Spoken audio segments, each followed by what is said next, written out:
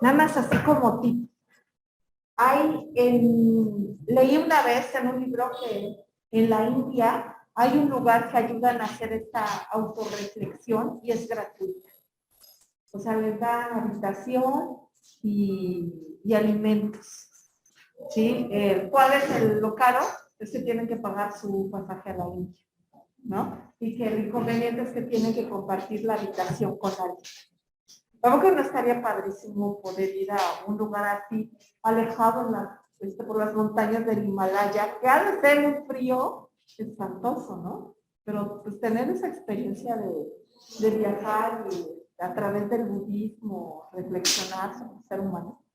Entonces, para que vean todas las posibilidades que tienen ustedes que son jóvenes, ojalá algún día las vean en sus redes sociales que andan por el mundo. ¿En dónde digo?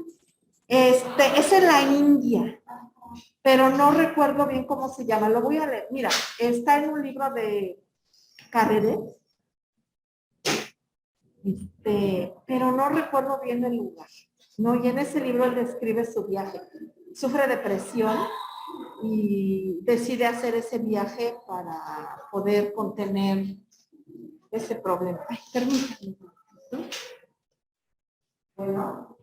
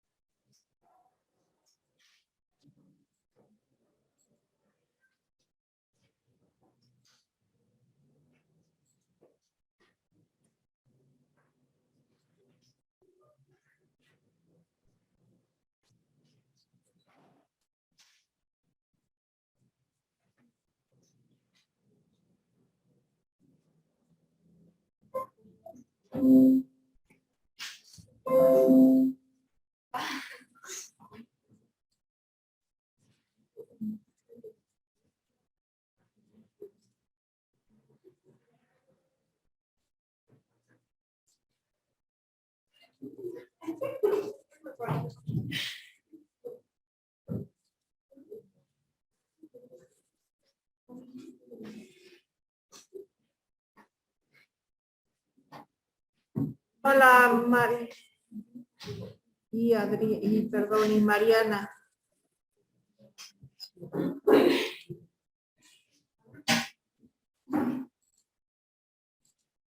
Bueno, vamos a comenzar. Le quiero ver ahora sí el texto. Andrea, ¿estás por acá? No, no estás. Acá tampoco está Andrea. ¿No?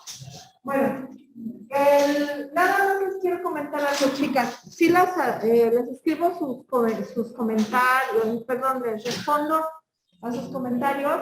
No sean malitas antes del sábado, el domingo, es día de descanso, ¿no? Entonces, para que yo no tengo inconveniente hasta el sábado en la noche, ¿no? Cualquier duda, porque luego ya el teléfono ni lo reviso el domingo. Bueno, ¿cómo se sintieron con la lectura del texto? ¿No lo leyeron? Pero ¿saben qué? Tienen que hacerse el hábito de la lectura. Eso va a ayudar mucho porque ¿cómo funciona la lectura en nuestra cabeza? ¿Quién nos quiere explicar? Yo creo, bueno, mi cabeza funciona y yo voy leyendo, mi cabeza siempre va poniendo imágenes, lugares, más que lo que leo, lo voy formando conmigo. Esa es la importancia de la lectura a nivel neurológico, ¿sí? Que todo lo vamos imaginando y nuestro cerebro hace conexiones neuronales, lo que conocemos como sinapsis. Por eso es que si ustedes no leen, pues no hay ese trabajo, ¿no? Y es lo que queremos hacer. Bueno, les había repartido a todas un tema en general, ¿no? Está en una de las tareas. ¿No lo vieron? ¿Qué es para el miércoles? Yo, por ejemplo, no tengo. Ah, no me digas, ¿en serio? Bueno, lo voy a echar.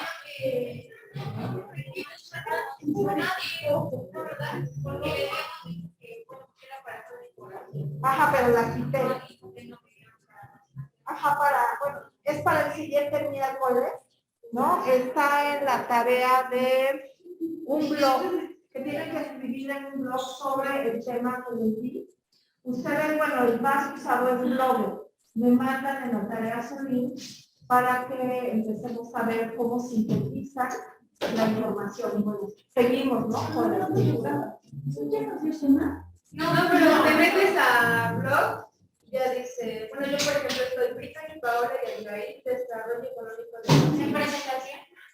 No, en la semana 2. En semana 2 te vas a blog y ahí dice, escribir de manera individual en un blog sobre el tema que te corresponda, pero...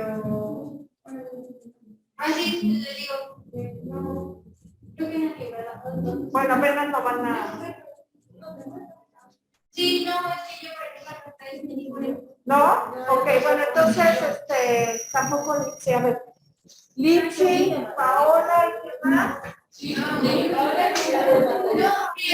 Miren, la verdad es Fernanda, Andrea, Margarita, Brittany, Paola, Abigail, Paola, Elena, Marita, Verónica, Luz, Claudia, Itzel, Mari Carmen, Patricia, María Fernanda, Marita, Rocío, Saraí, Araceli. Son las mitad. Sí, entonces. Ay, sí, hay dos, ¿verdad? Bueno, voy a corregirla. Hay dos Marisas. ¿Estás? ¿No estás ahí tampoco? No son manitas. Mándenme un. Hay un equipo que solamente Ajá.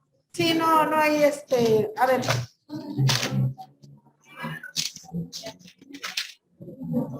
¿Quiénes faltan? ¿Cómo te llamas? Juliana. Juliana, ¿qué más? A Melissa. Noemi. Ok, ¿nada más? Ya empezaron con problemas de quién soy. Es la clase anterior. Al ratito te lo aclaro. ¿Sí?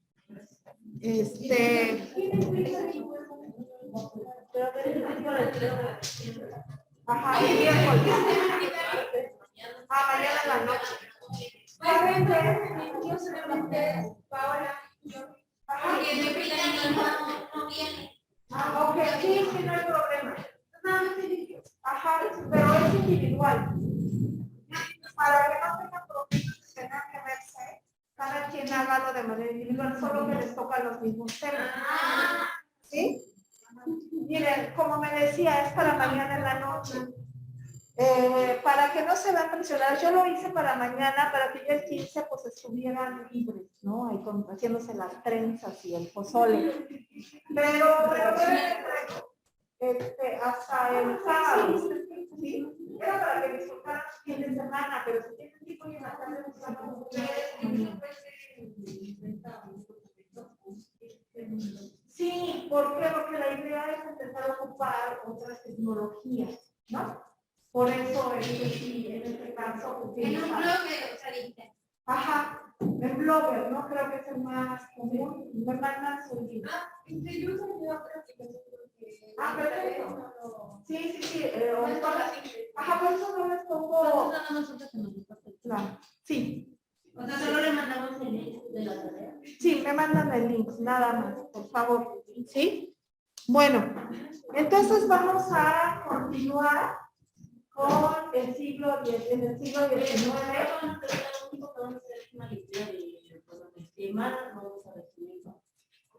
Más que resumir, lo que es hacer un blog. ¿Cómo? Platicar, decir lo que nos parece, ¿no? decir lo que les pareció, ¿sí? Escribir la opinión del tema. O sea, lo más importante es así como que el número bueno del chisme de cada una que les tocó, ¿no? Tratar de escribirlo de una manera fácil, ¿no? Que se entienda.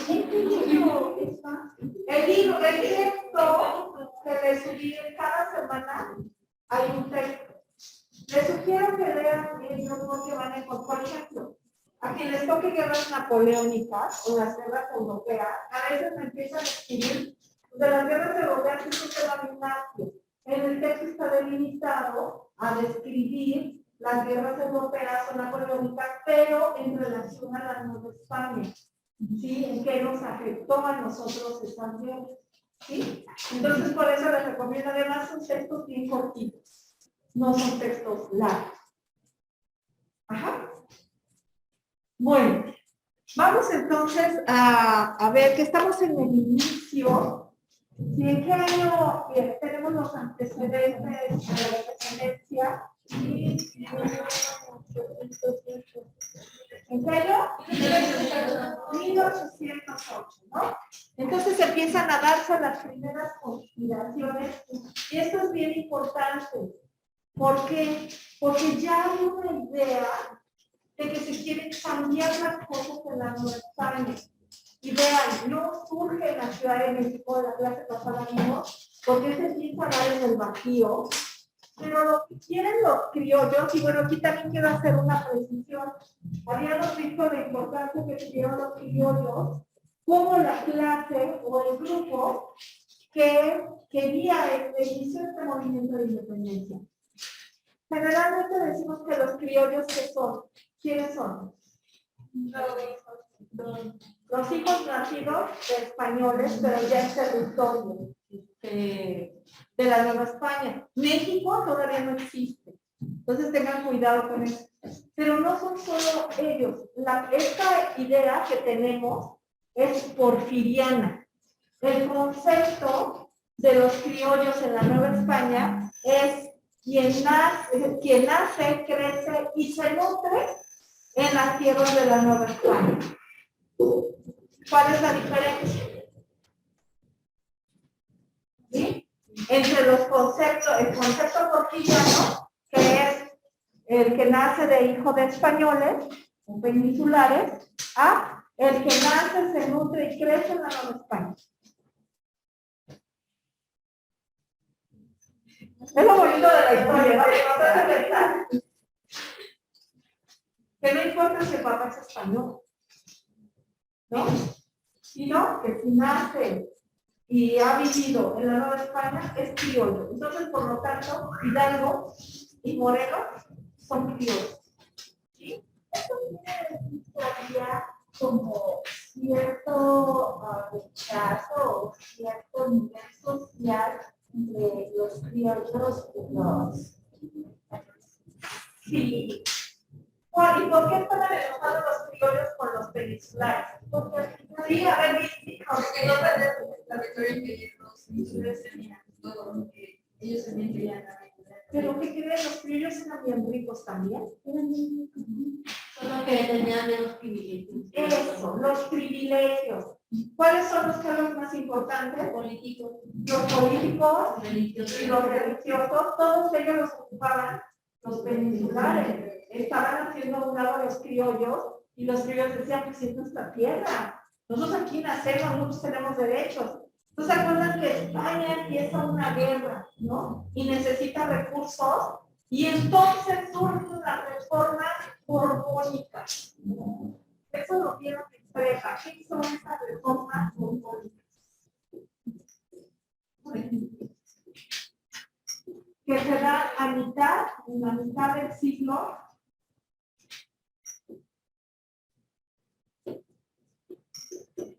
XVIII. ¿Se acuerdan que habíamos visto la Revolución Francesa? Cómo vienen nuevas ideas de la ilustración con estas ideas de cuáles son los tres palabras o conceptos por los que pelean en la Revolución Francesa,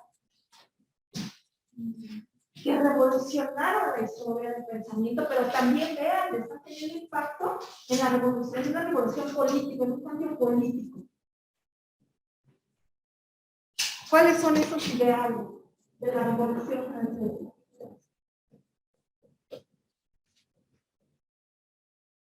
Pues libertad, ¿no? ¿Qué más? Fraternidad y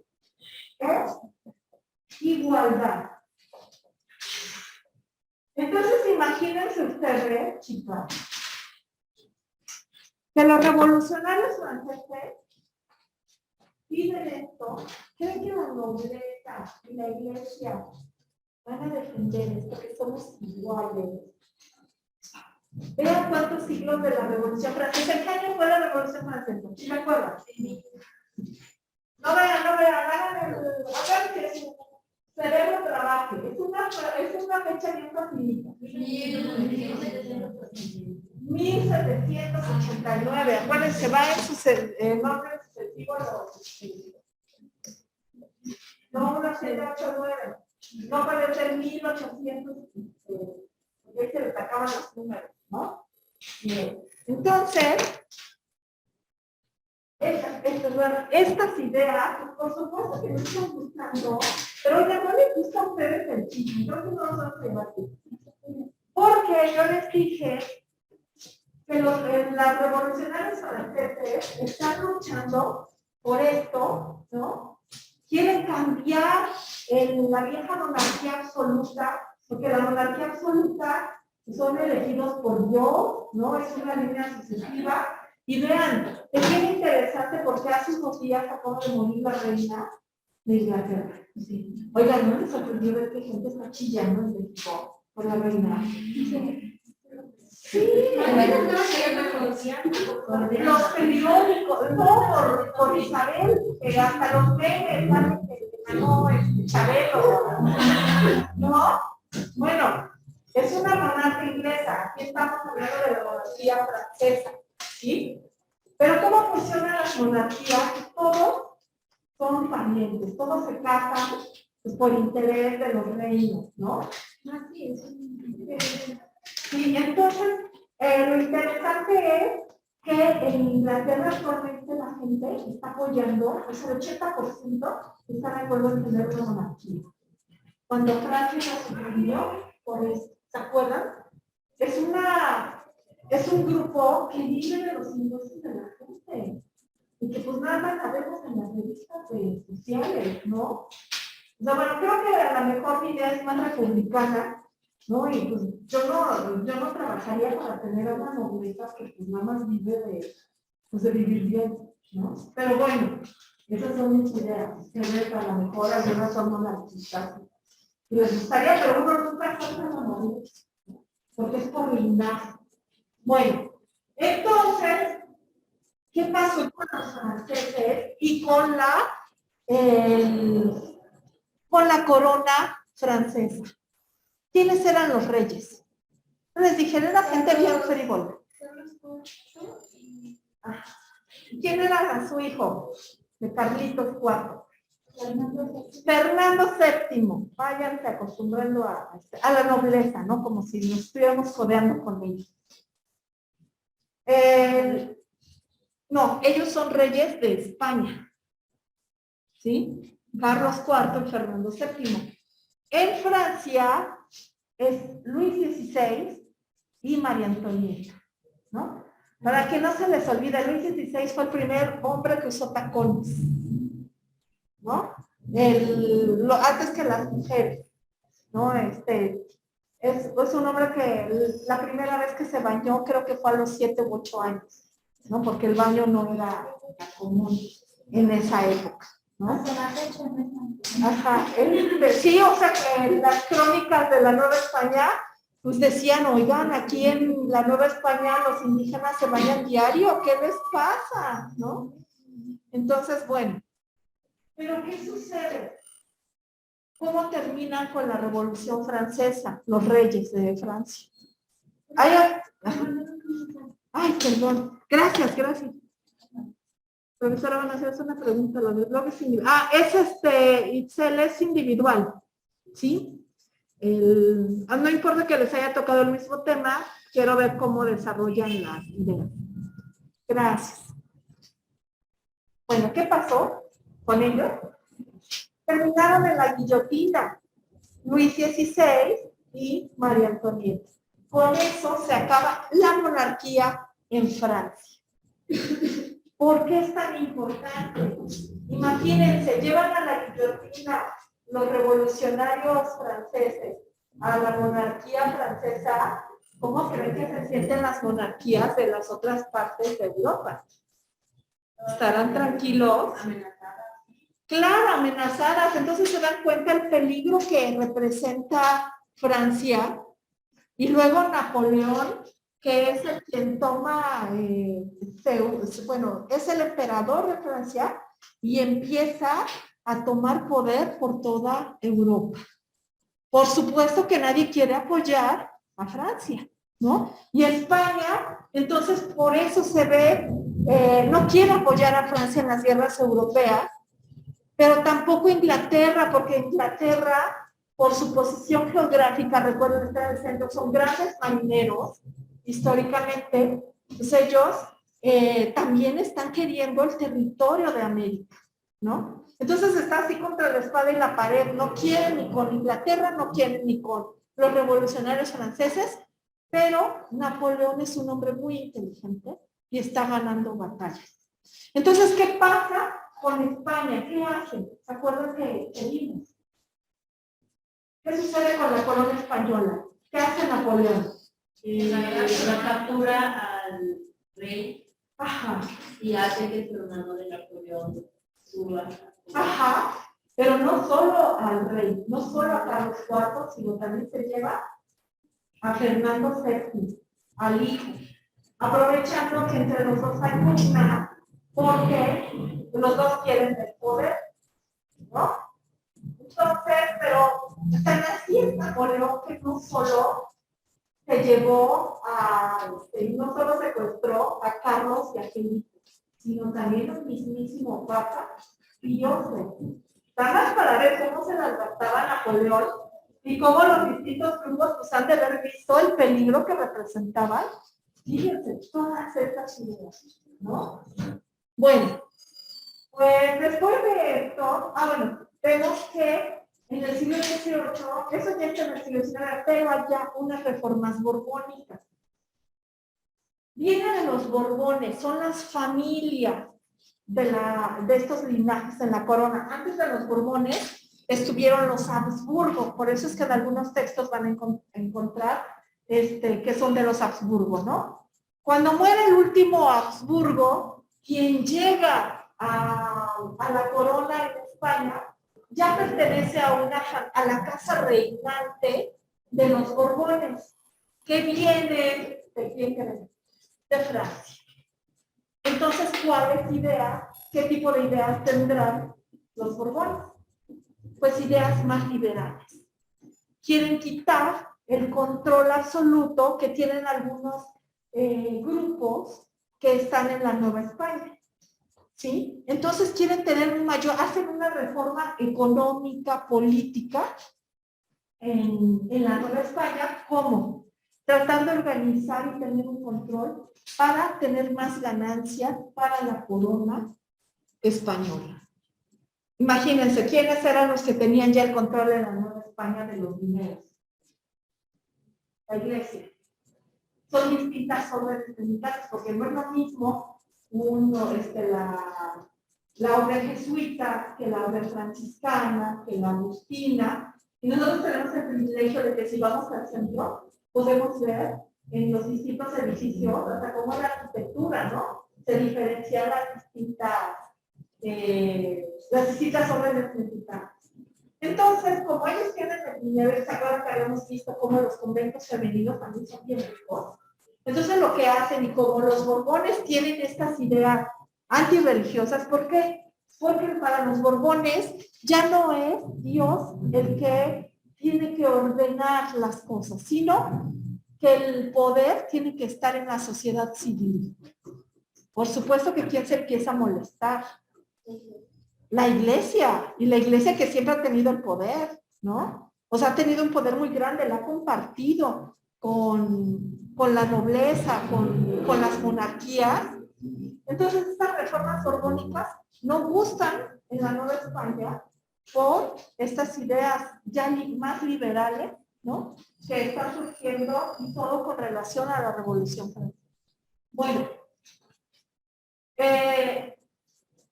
también se enojan muchos de los criollos y españoles. ¿Por qué? Porque ahora, como la gran riqueza viene de las minas, y con esas reformas borbónicas, ellos ya no van a poder administrar, sino que son gente que está mandando a España para tener un mayor control de todo lo que se saca y poder llevarlo a Europa, porque ellos necesitan dinero para la guerra, ¿no? Pero recuerden que hubo momentos que Inglaterra bloquea el puerto de Cádiz, que es uno de los principales puertos en España, y ya no pueden tener comunicación con la Nueva España. Entonces, lo que hace España al verse sin dinero, todavía para volar más a la iglesia, es algo que se llama la desamortización de bienes eclesiásticos. ¿Qué es lo que ustedes van a encontrar? ¿Qué es eso? Seguro lo vieron en prepa. O sea, que le empiezan a quitar dinero a la iglesia. Empiezan a vender sus propiedades, ¿no? Para sufragar gastos. Entonces, con esto la iglesia, pues no está nada contento con las monarquías. Aquí lo interesante es que por eso van a tener un apoyo para la insurgencia, para liberarse de esas ideas que son peligrosas en España. ¿Sí? Bueno, entonces habíamos visto la importancia de este contexto internacional, cómo jugó un papel muy importante para que se dieran las condiciones para un movimiento de independencia. Pero desde 1808, algunas de las primeras, ¿se acuerdan de algunos de los primeros brotes que surgen de independencia, las conspiraciones? ¿Cuáles son?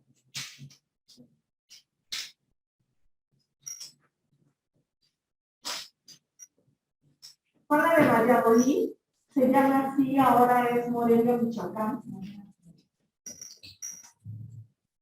La de Querétaro, ¿no? Que es la más famosa, Pero ¿por qué es importante retomarla? Porque aquí ya vemos que desde 1808 los criollos ya se están organizando para poder, al haber un vacío de poder, porque nadie está aceptando a los reyes, a José Bonaparte, porque es un gobierno que consideran ilegítimo. En España se empiezan a crear las juntas provinciales, es decir, organización de personas, ¿no? de las distintas provincias, para tener un control en España, porque no quieren, y sobre todo atacar a Napoleón, ¿no? Se resisten a ser gobernados por los franceses. En España, en la Nueva España se quiere hacer lo mismo, hacer juntas provinciales. ¿Y esto por qué es importante? Porque no están buscando la independencia de España. Están queriendo tener el control. En realidad, la independencia creo que tomó otro curso que tenía pensado. O sea, sí se independizó totalmente de España, pero como tal no era liberar a toda la esclavitud y todo lo que se quería, sino ahora los criollos querían tomar ellos el poder y ellos poder gobernar a su gusto. Ajá, bueno, ahorita vamos a ver algunos de los puntos que tomaste, que son algunos también de los mitos que tenemos sobre el proceso de independencia, ¿no? Pero bueno, ahorita vamos a ir retomándolo. Me parece muy interesante lo que rescataste, ¿no? Entonces, bueno, para empezar, sí, es bien importante lo que dijo en el sentido de que el movimiento de independencia no fue el mismo desde el inicio a 1815 y menos en 1821. Fue cambiando y distintos actores participaron en ello y le dieron también un viaje. Y es lo que quiero que podamos comprender, ¿no? Cómo fue cambiando este proceso de independencia. Entonces, en el inicio, no se quería la independencia de España, sino juntas provinciales con las cuales, como señalaba, ¿cómo te llamas, perdón? Melissa, ¿no? Poder gobernar la Nueva España mientras los reyes españoles estaban ausentes de España, porque decían, bueno, tenían la esperanza de que iban a regresar y entonces todo iba a ser normal, ¿no? Para 1810 que inicia ya el movimiento, porque recuerden que la conspiración de Querétaro es descubierta y entonces tienen que adelantar el levantamiento contra los españoles, iba a ser en diciembre, ¿no? Pero se adelanta para el 16 de septiembre, que es otro de los mitos, que es el 15. ¿Se han escuchado por qué según se cambió? ¿Por qué?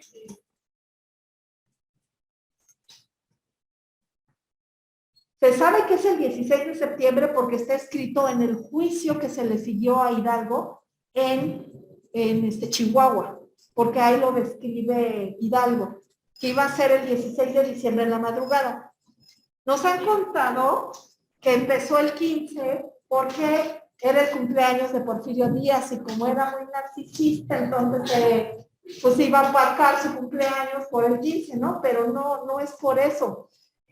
Porque lo que se tiene como evidencia en esta historiografía es que es Guadalupe Victoria, que es el primer presidente que tenemos de México, ya como país, quien empieza a celebrar esta fecha, pero como inició en la noche del 15, pues no se iban a ver los cohetes, ¿no? No se iban a ver los cohetes en el 16 en la mañana.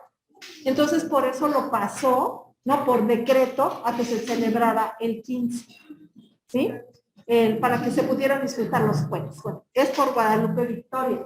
Entonces, es en 1810 que inicia el movimiento, ¿sí? Y es bien interesante porque aquí ya surgen personajes como Hidalgo. La cabeza de todos estos movimientos de conspiraciones y quien organiza todo, ¿quién es? No es Hidalgo, el más importante. El que se juega la cabeza y lo está organizando y bueno, es el que recluta a Hidalgo. ¿Quién es? No, Morelos se incorpora porque sigue Hidalgo. No, Hernán Cortés estaba muerto. Porque Hernán Cortés aquí en vivió. Ajá, ¿por qué? Porque fue el primero que vino, o sea, desde 1521, estamos llegando a 300 años antes. No, pero está bien, porque pues, así nos vamos ubicando. No, él se incorpora después. Ignacio Allende, ¿no? Entonces, él es un criollo, es un militar criollo, es el que organiza, se hacen, recuerden, estas tertulias donde se realiza esta conspiración y el levantamiento en armas. Entonces ahí él ve que con los criollos se van a enfrentar con los peninsulares, pero el ejército realista es más grande que el que van a formar los criollos. Entonces por eso es que ve conveniente incorporar a la población, ¿sí? Y es a través de Hidalgo, que es un personaje que es muy carismático, también es un hombre muy inteligente y que tiene estas ideas de la ilustración, porque lee a los ilustrados y por eso es que lo invita a participar en el levantamiento. Hidalgo tampoco estaba en contra de los reyes de España. Él apoyaba la monarquía española. Entonces, una de las preguntas que hicieron que les corregí, cuando decían es que se buscaba la independencia de los españoles, veamos que es un mito, ¿no? Porque realmente no se buscaba. Incluso, si leemos la Declaración de Independencia de México, que la vamos a leer, tampoco se habla de la independencia de España, ¿no? Entonces, bueno, Hidalgo resulta que sale con su, bueno, que convence a la gente de levantarse en armas y los es tan grande el movimiento, ¿no? Porque aquí les decía, ¿ustedes creen que la gente realmente quería independizarse de España? O sea, ¿tendrían idea? Pues no, fueron otras ideas, ¿no? Las que lo convencieron a la gente, era muy, bueno, ¿cuáles eran las condiciones? Es uno de los temas que a algunos de ustedes les va a tocar. ¿Cuáles son las condiciones de cómo vive la población en esta esclavitud? Y una terrible, hay esclavitud, está permitida la esclavitud. ¿Qué más? ¿Cuándo se la llevaron? Sí, adelante. Bueno, como tal, la trata de personas. Ahora sí no lo que antes, pero era transportar gente de otro lugar a la Nueva España, de la Nueva España a otros lugares. Se lo decía como esclavo. Ajá, sí, sí, la esclavitud, pero también había enfermedades, había epidemias, ¿no? Que estaban matando a gran número de gente. Sí, también, ¿no? Era muy poca gente la que sabía leer y escribir. Pero bueno, eso era lo de menos conflictos, en que hubo una gran sequía y eso causó una hambruna y se estaba muriendo la gente, ¿no? Entonces, realmente la población es muy pobre, está en condiciones vulnerables y por eso se levantan. Y vean, las características de la población son importantes. ¿Por qué? Porque así es como va a estar formado el ejército de los criollos, ¿no? Ejército insurgente. Por un número reducido de militares formados, ¿no? Para la guerra, que tienen armas, y la mayor parte de la población del ejército insurgente es la población de varios lugares que se unen y que siguen en Hidalgo.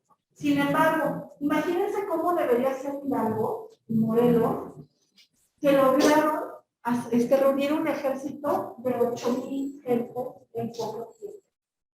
Cuando las poblaciones en esa época eran de 2,000, 5,000 gentes. Y ese fue un gran problema también en el movimiento revolucionario, porque imagínense, vienen 8,000 gente a una población que es de 2,000 o 3,000. ¿Dónde van a comer?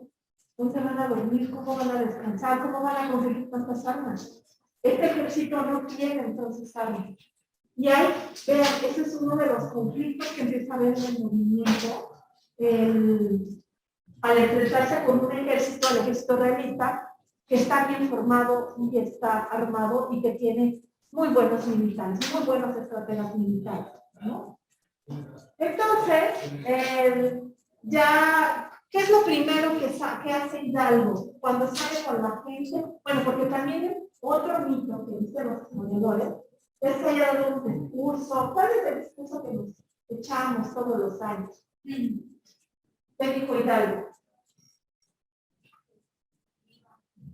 Ajá, ¡viva México! ¿Qué más? ¡Viva México! ¡Viva Morelos! Ajá. Pero fíjense, todavía no incorporaban. Apenas ¡viva la independencia! ¿Qué más? ¡Viva! Ajá, bueno. Ya después, pero todavía no participaba. El que dijo, o sea, dicen que no hubo discurso, ¿no? O sea, no hay evidencia de ello, pero se crea como una metáfora por la necesidad de empezar a crear una identidad nacional, ¿sí?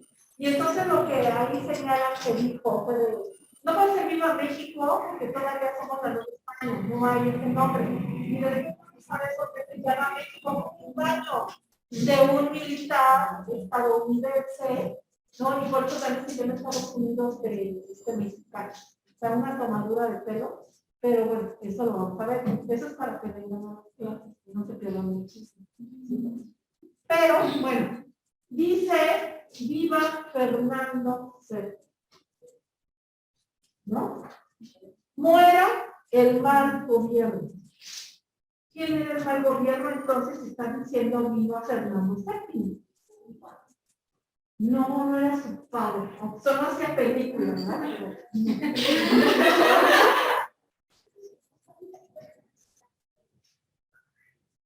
Eran los franceses. O sea, estaban luchando en contra del gobierno francés, en contra de Napoleón, no contra los españoles. ¿Sí? O sea, por eso quiero que vean cómo va el proceso de independencia lejos de los mitos que nosotros tenemos, ¿no? Bueno, entonces, se va Hidalgo, está todavía en esta época está apoyando a los españoles, a la corona española. Y surgen, y aquí tengo un mapita de cómo empiezan a moverse. A ver, espérenme. Bueno, las 15 bueno, vean, en esto que señala el propio Humboldt, que bueno, hizo un gran trabajo posteriormente en México, pero vean en 1803 lo que este explorador alemán vio de cómo estaban las condiciones en la Nueva España. ¿Qué valor de ellos? Así con la noticia, chicas, despierta. ¿Quieres hablar de la máquina del salón? No, pues saquen ahorita de donde quieran. Sí, no se ve, ¿no? Bueno, sí. Los ricos propietarios de minas, los hacendados con sus grandes fincas y mansiones y ostentación, el alto creó con sus suntuosas iglesias y palacios. Todo ello contrastaba horriblemente con la pobreza de la mayor parte de la población y las condiciones de barbarie, Abyección. y miseria. Es la descripción que hace uno, ¿no? O sea, para ver la miseria que hay en esta tierra, es la gente que se va a luchar.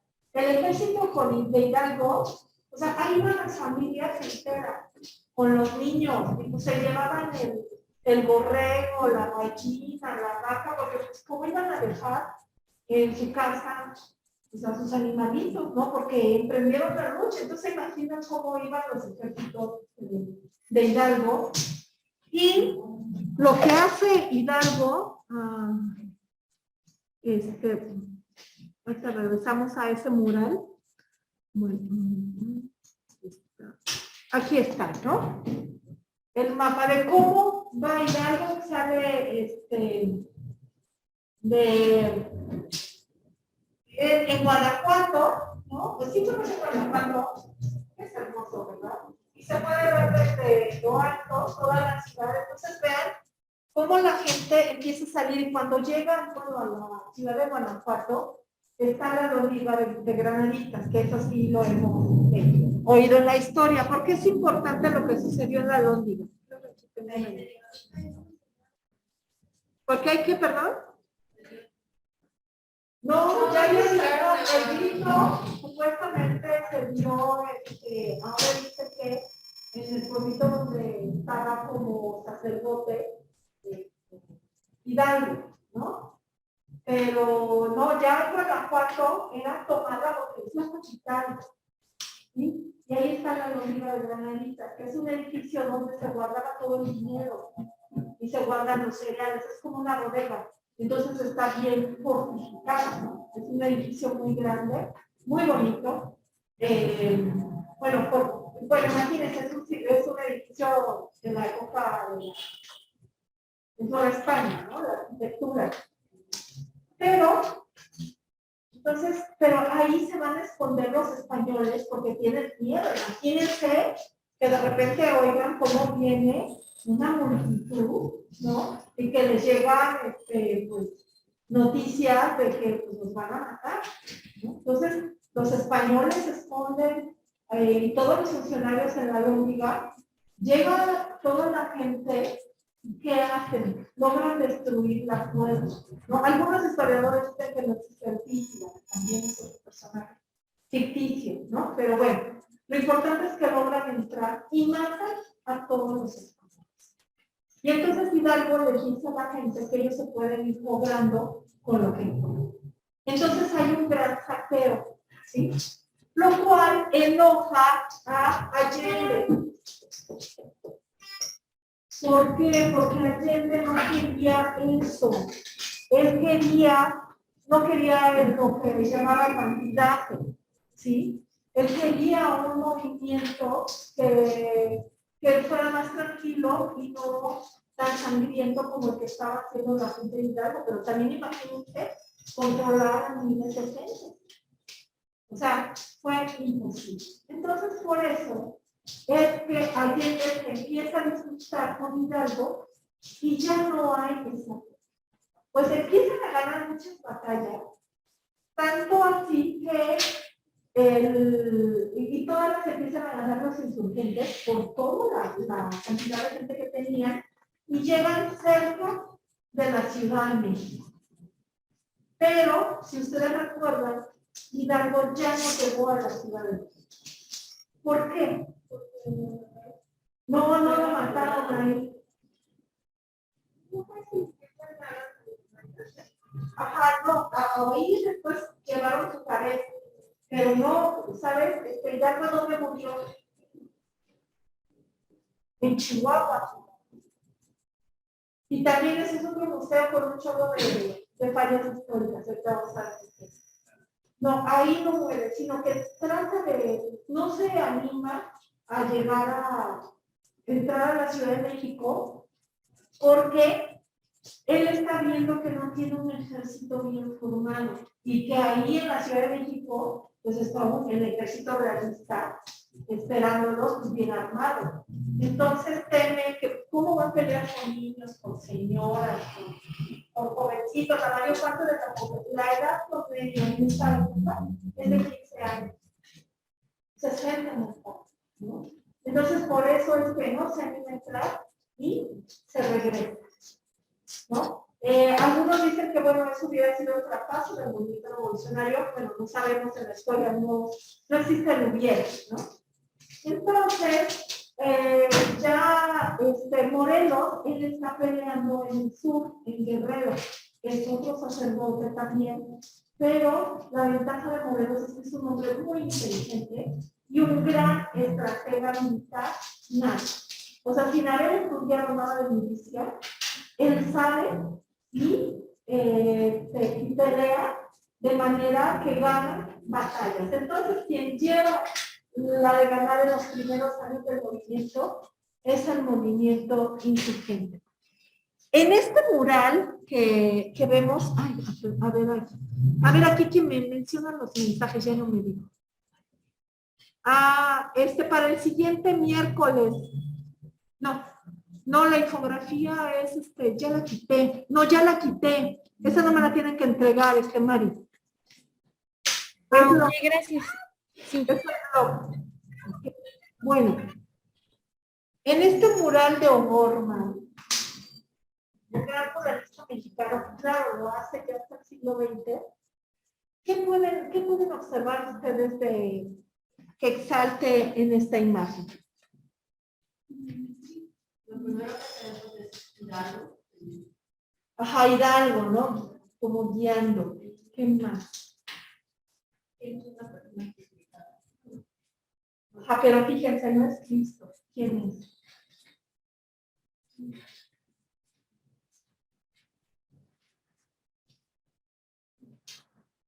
Es un indígena, ¿no? ¿Qué más se puede decir?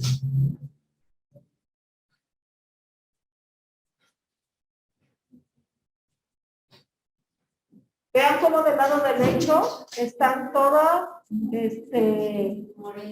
está Morelos, están todos los conspiradores, ¿no? Del movimiento insurgente.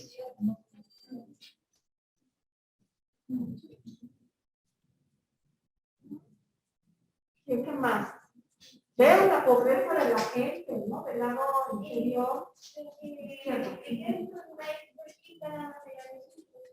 ¿Esta perdón qué? Es la bandera de No, es la española. No, ese es sí como una cruz. No, porque la de Hitler, los dos es como chiquita, ¿no? Ajá. ¿Ya? Todavía no hay bandera de México. Por eso no aparece. Y ahora resulta que Chihuahua en el museo es uno de los errores, porque cuentan que nos llevan a un calabozo donde supuestamente estuvo Hidalgo encerrado, que le faltaba aire, que es muy oscuro, pero que estaba con la bandera, ¿no? Defendiendo la independencia de México. ¿Con cuál salió? Eso fue importante. De la Virgen de Guadalupe, ¿no? Y bueno, cuando vean la historia de la educación en México, van a ver cómo es que lograron las órdenes monásticas realmente instaurar y enseñar bien la religión, porque ha durado por siglos, ¿no?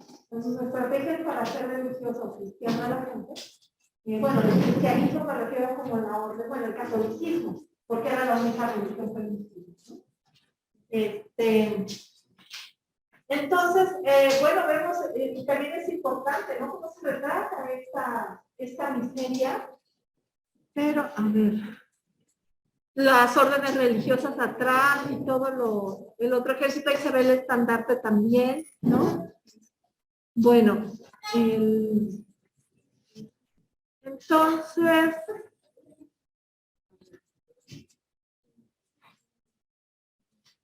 bueno, esto también lo que hacía Hidalgo, por lo que hacía ser muy querido en la población donde estaba, es que se acercaba mucho a la gente y sabían que Hidalgo hablaba 5 lenguas. Hablaba latín, francés, y bueno, el español, bueno, y 3 lenguas indígenas, el otomí, creo que el náhuatl, no me acuerdo cuál, el nombre de la región. O sea, era un hombre muy inteligente, era la autoridad, es como un psicólogo, otra escuela, ¿no? Entonces, creo que es un aspecto muy interesante como pedagoga, y cómo se puede aprender de todo, ¿no? Y bueno, Chomsky explica por qué, si hablamos español podríamos aprender más bien, ¿no? Pero bueno, eso lo verán en otras materias. Entonces, Hidalgo es el ejemplo, ¿no? De una persona muy inteligente, pero además él veía la miseria de la gente y creaba talleres para que la gente pudiera sobrevivir de algo. O sea, les daba oficio, les enseñaba carpintería, herrería, incluso la cría del gusano de seda, sembraba olivos, o sea, todas las actividades que fueran a crecer en la región, les enseñaba a la población. Pero ese fue otro problema que hubo con los españoles, porque España protegía su comercio. Es decir, que había actividades que estaban prohibidas en la Nueva España, como el cultivo de seda y como la siembra de vid. ¿Por qué? Porque no querían que compitieran con la Nueva España, con España, ¿no? Entonces, con esto vemos cómo Hidalgo pues, es un hombre subversivo, ¿no? Entonces la gente lo sigue. Además, imagínense que les ponía obras de teatro como las obras de Molière, que hacen grandes críticas sociales, ¿no? Es muy interesante lo que hace Hidalgo y por eso la gente lo sigue y lo respeta. ¿Qué pasa con Morelos, no? ¿Quién es Morelos? También es otro sacerdote que se considera, bueno, criollo, aunque vean las características raciales, no coincidirían, ¿no? Con lo que es un criollo, porque tiene rasgos mulatos. Y entonces eso, ¿por qué es importante? Porque eso nos habla que también hay corrupción en la época, porque no todos los que pueden ser sacerdotes pueden pertenecer a cualquier casta o grupo étnico, ¿no? Y entonces, seguramente el papá de Morelos fue una persona importante por la que Morelos pudo entrar al servicio eclesiástico, ¿sí? Bueno, vean, y eso también es un aspecto importante, es un hombre muy inteligente y él crea el Congreso de Chilpancingo, que ya es una idea diferente a lo que tiene Hidalgo, porque ya está hablando de que haya un congreso. Y para eso, entonces debe haber una constitución, ¿no? Y es quien, junto con el Congreso organiza, se crea la primera constitución en México en 1814, que es la famosa Constitución de Apatzingán, donde ya habla de la soberanía de América independiente. O sea, son ideas diferentes a las de Morelos. Pero antes de continuar con Morelos, ¿cuánto tiempo lucha la independencia de Hidalgo? Si empezó en el 10, ¿cuánto tiempo estuvo luchando en este movimiento de independencia? No, un año. ¿Cuándo muere Hidalgo? Bueno, primero es capturado en la famosa batalla de las Cruces. ¿Qué pasó ahí? Pues resulta que les tendieron una trampa a los insurgentes. En esa región donde iba a pelear, llegaba con su ejército y es capturado, le hicieron una trampa, es capturado junto con Allende y Aldama, ¿sí? Y se los llevan a Chihuahua para poder juzgarlos. Y bueno, no se encarcelado en ese calabozo que nos cuentan en ese museo en Chihuahua, porque se dieron cuenta los funcionarios que cuando se hicieron las investigaciones de dónde había estado encarcelado Hidalgo, que ya habían derribado el edificio. ¿Sí? Que era un edificio jesuita, era una escuela, y pues la habían tirado. Entonces, por eso, bueno, recrearon que había estado ahí en una iglesia jesuita, en una torre, encarcelado. ¿Por qué no puede ser posible que haya estado encarcelado en una iglesia? Porque existe una ley que cualquier prisionero que entraba a una iglesia tenía protección de la iglesia, no podía ser atrapado, ¿no? Entonces, por eso es que no es creíble para la iglesia, porque eso lo hubiera posible. Hay nada. ¿Sí? Entonces, en una escuela, el juicio dice que estuvo en el salón número 1, todos separados, y ahí son juzgados, se excomulgados, se le maldice, y es de capital. Y la cabeza de Aldama, de Allende y de Hidalgo, Pero, como, bueno, yo recuerdo que fue fusilada. le cortaron la cabeza porque, bueno, fue fusilado, pero le cortaron la cabeza, o sea, las dos cosas. Y la cabeza, ¿por qué se la llevaron de regreso a Guanajuato?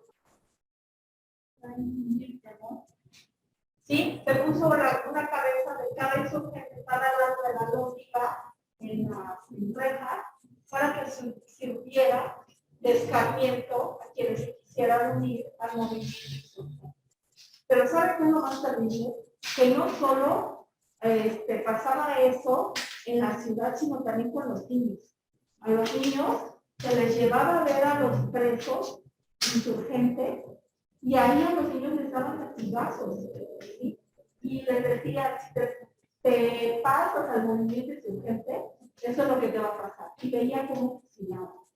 Para se imaginan la sangrienta que es la guerra, cómo crecieron esas infancias, ¿no?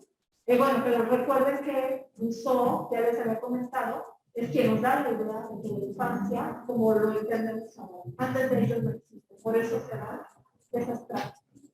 Entonces es un movimiento, esta guerra realmente es muy dura, es muy difícil, ¿sí? Entonces por eso creo que habría que entenderla porque todavía hay muchas cosas que estudiar al respecto. Entonces, pues ya está muerto Hidalgo, pero quien sigue con el movimiento es Morelos. Entonces ya les dije qué idea tiene, y esto es bien importante porque a su lado su secretario es Rayón, seguramente han oído este nombre, ¿no? Es un abogado, es también un hombre muy bien preparado, y él está convencido y convence a Morelos que no nada más hay que luchar en el campo de batalla, sino a través de las leyes, ¿no? Entonces, por eso es que dice, ¿cómo lo tenemos que hacer? Y escribir en una constitución. Hidalgo, él ya había abolido la esclavitud. ¿Por qué es tan importante esta idea de la abolición de la esclavitud que hace Hidalgo? En 1811. ¿Por qué creen? ¿Por qué es importante la idea de abolición de la esclavitud de Hidalgo?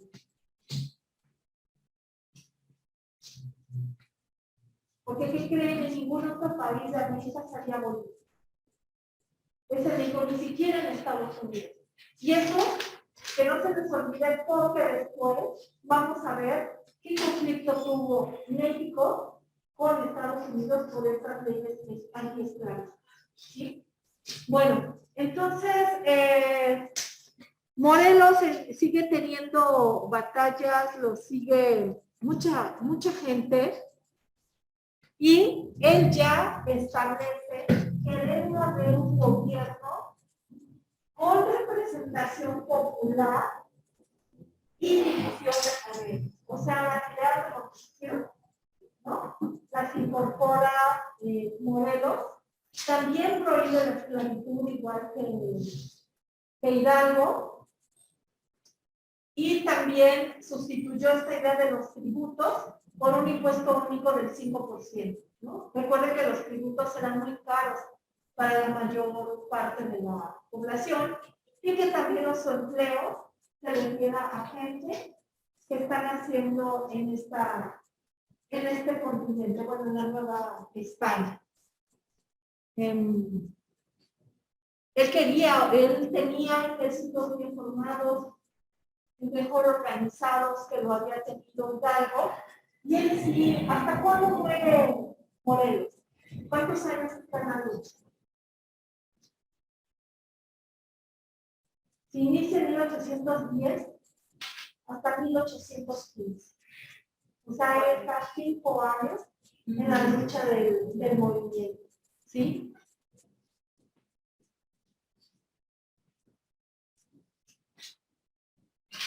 En los sentimientos de la nación, es un documento bien importante que escribe Morelos.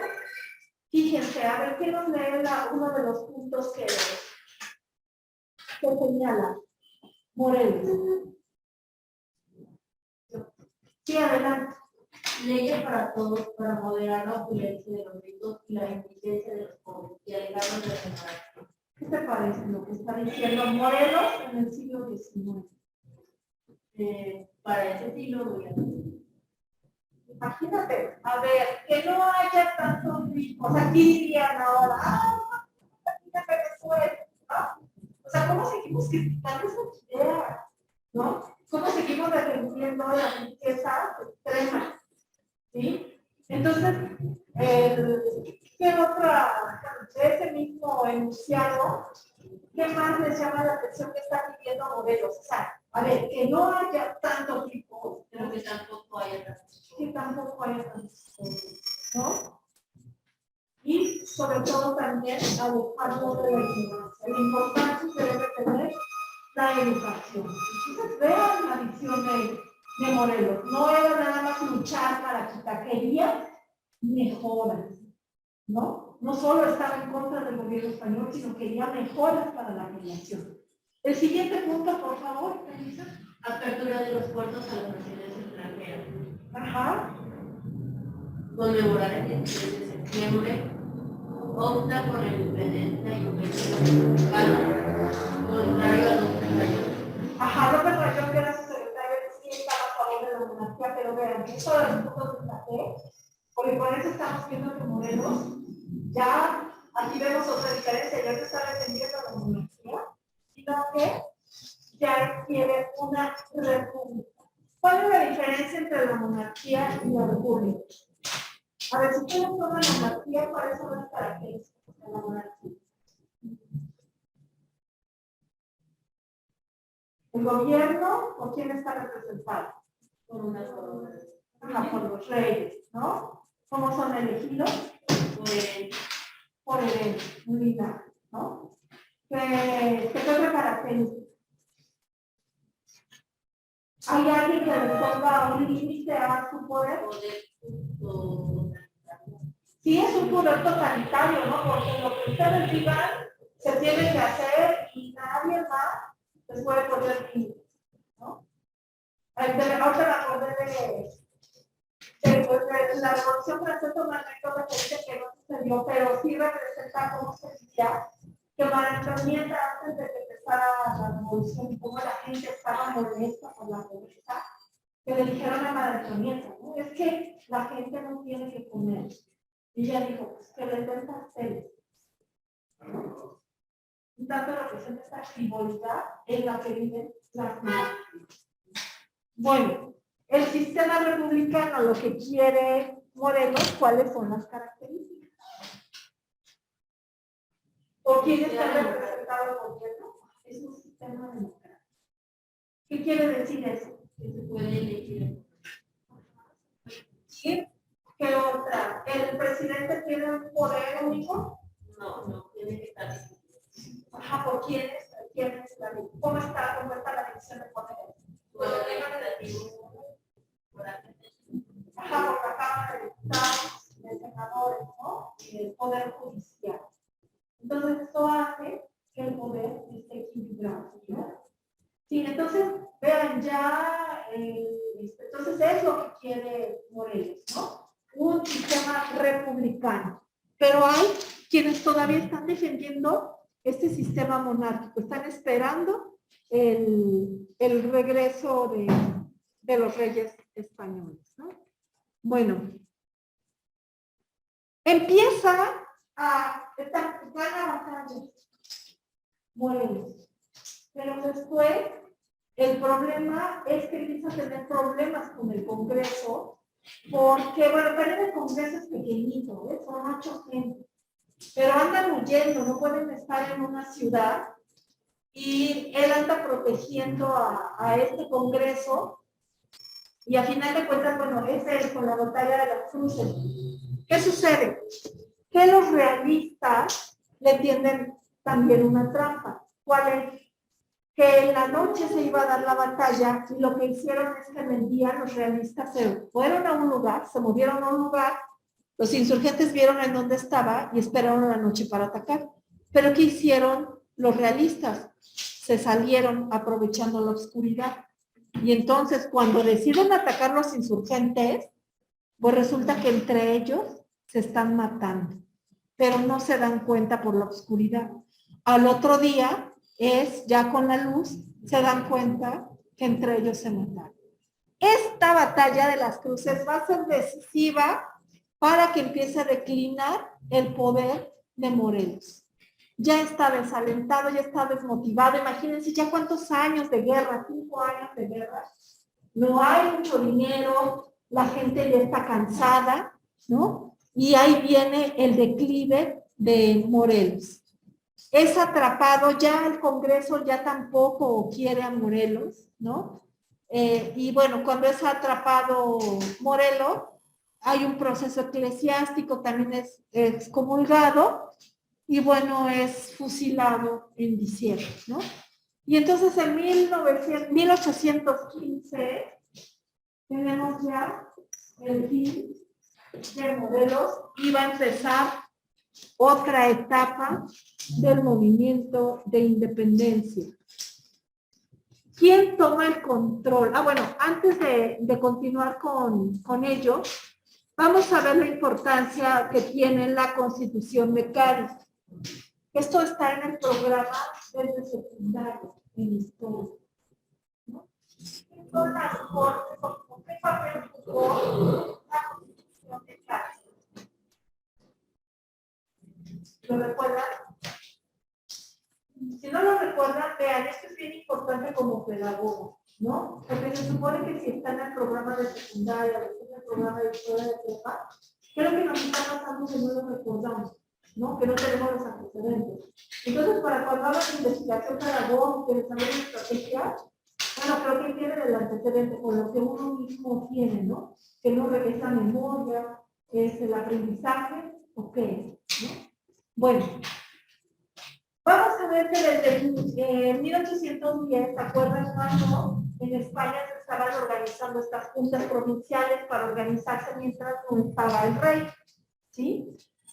Y entonces hay un grupo que son las Cortes de Cádiz, que son representantes de las distintas provincias, incluso las de América. Aquí en México, bueno, en la Nueva España, es el obispo de Puebla, el que forma parte de las Cortes de Cádiz, de Cádiz, España. Y entonces ellos lo que hacen es legislar y crear una constitución en 1812, ¿sí? Esto pues genera un malestar en España porque, oiga, ya está hablando de una constitución, y una constitución es una república, no de una monarquía. Entonces están temiendo que ya no regresen los reyes y por eso mucha gente no apoya esa constitución. ¿Qué pasa con la Constitución de Cádiz? Que ahí se declara la soberanía de la nación y el derecho que va a tener la Nueva España de hacer sus leyes. Entonces es una constitución liberal que pone en riesgo a las monarquías, pero bueno, vemos ahí también la influencia de la Revolución Francesa, ¿no? Que haya libertad de prensa y de expresión, así como la igualdad de representación, o sea, todas las provincias americanas puedan tener sus propias leyes y sus propias, su propio derecho de elegir cómo quieren ser gobernados, ¿no? Entonces es una constitución muy dura que va a cambiar lo que está sucediendo en España. ¿Qué pasa? Que después también viene la mala racha de Napoleón y empieza también a declinar su poder, empieza a perder batallas y, bueno, son liberados los reyes de España y cuando son libres, echan abajo la Constitución de Cádiz, ¿sí? Pero como las Cortes ya tienen mucho poder, pues después obligan a Fernando VII, que es el rey, que regresa como rey legítimo de España, a firmar la Constitución de Cádiz. Y entonces España se vuelve una monarquía constitucional, ¿no? Ya también es otra forma de gobierno, ¿sí?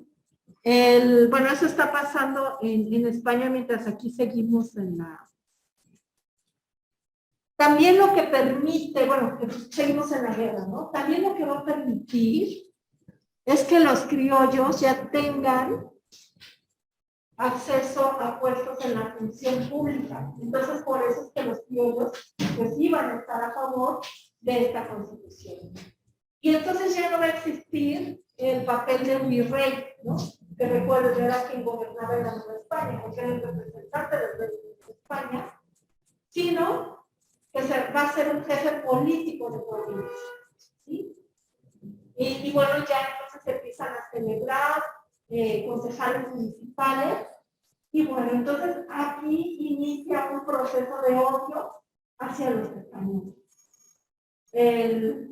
Y con esta frase, no demueran los lachupines, se trataba de sacar a los españoles porque ya los criollos podían acceder a todo ese poder y los empezaban a matar. Y bueno, muchos de los españoles huyeron, ¿no?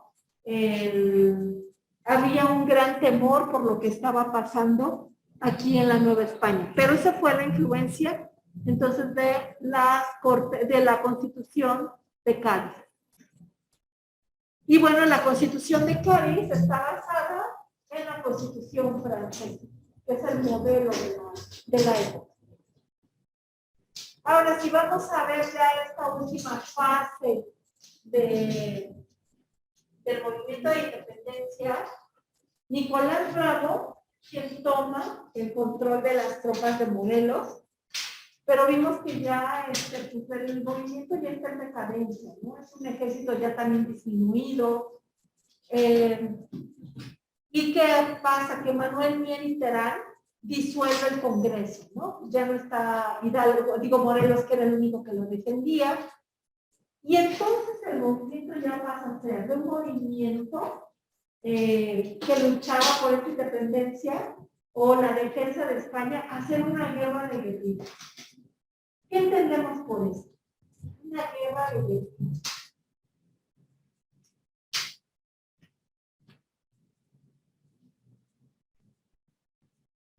O sea que las poblaciones ya son grupos de gente que está peleando con otros grupos, ya tienen un sentido, ¿no? Ya no tienen ni la idea de qué es por lo que están peleando, pero aquí es importante cómo se incorpora Francisco. Ah, no, pero ahí tengo un error, no es Francisco, solo es Javier Mina.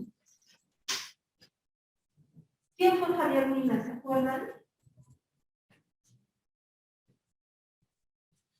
Es un español que está luchando, que luchó en España por defender la Constitución de Cádiz, pero viene a la Nueva España para defender la independencia. O sea, tiene estas ideas republicanas, pero ¿qué creen?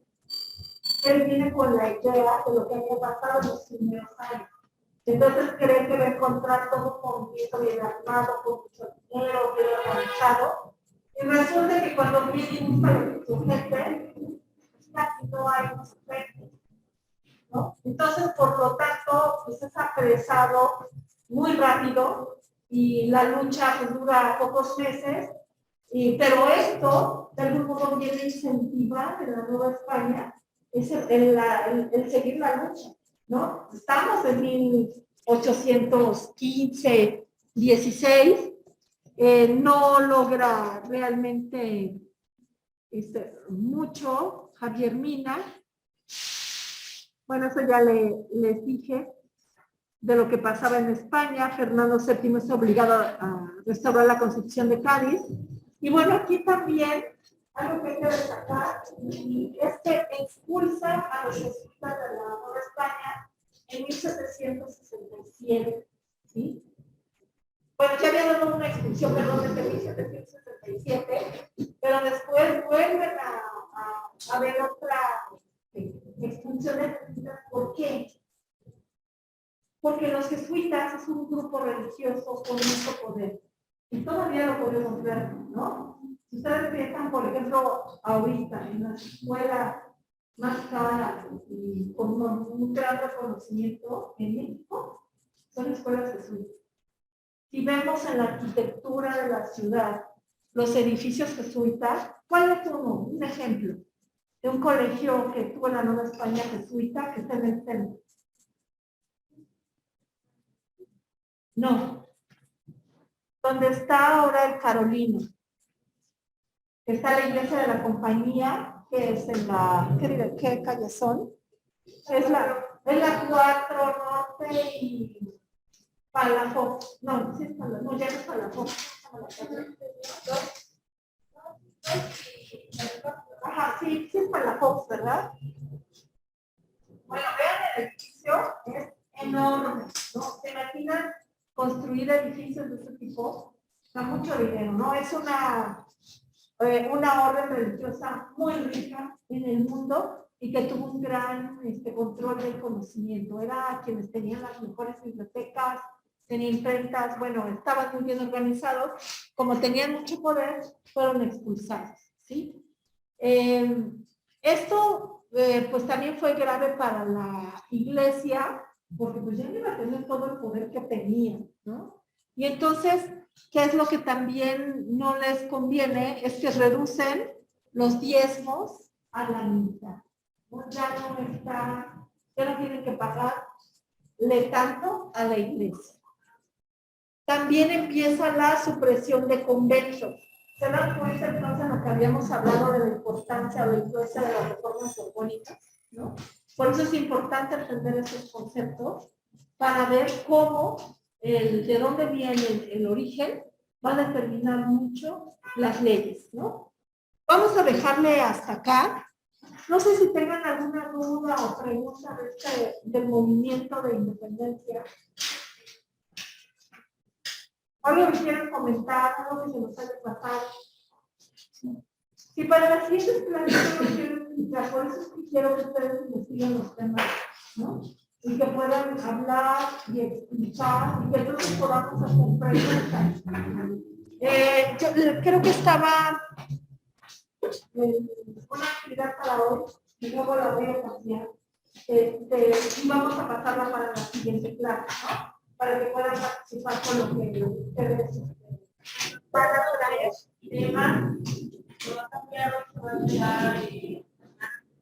Ajá. Bueno, hasta el miércoles, ¿sí? Para que les dé tiempo ponerle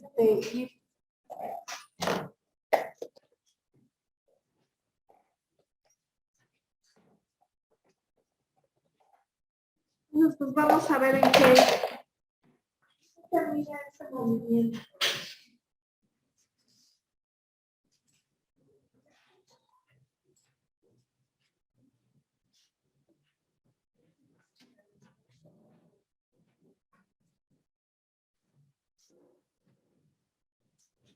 No sé, en línea, chicas, si tengan alguna duda, algún comentario.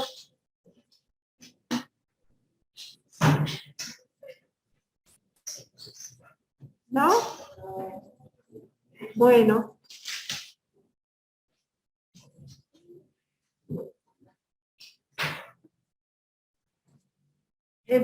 Oigan, quiero felicitar de veras a quienes me entregaron la tarea de las preguntas, que habíamos dicho que no, pero tuvieron la intención de hacerla. Y no se desanimen porque la mayoría de las preguntas se las eché abajo porque no están bien planteadas. Y les puse en los comentarios de cuál es el error, ¿no? Entonces no por eso digan, pues no lo hubiera subido. No, al contrario. Creo que es una manera también de aprender a formular otro tipo de preguntas. No sé si tienen alguna duda en cuanto a las observaciones que les hice. ¿No? A ver, rápido. Una pregunta analítica, como el nombre lo indica, me ayuda a analizar el tema. La mayoría hicieron preguntas literales, es decir, preguntas que puedo contestar. ¿Cuándo inició el movimiento de independencia? ¿No? 1808, 1810. La pregunta analítica va hacia la reflexión de un fenómeno o de un tema, ¿sí? Pero bueno, en la siguiente clase les pongo los ejemplos y vamos a contestar algunas de las preguntas que hicieron. Y bueno, van a ver que algunas de las respuestas están mal por lo que hemos visto, ¿no? Bueno, chicas, ahora sí ya. Que tengan un muy buen día.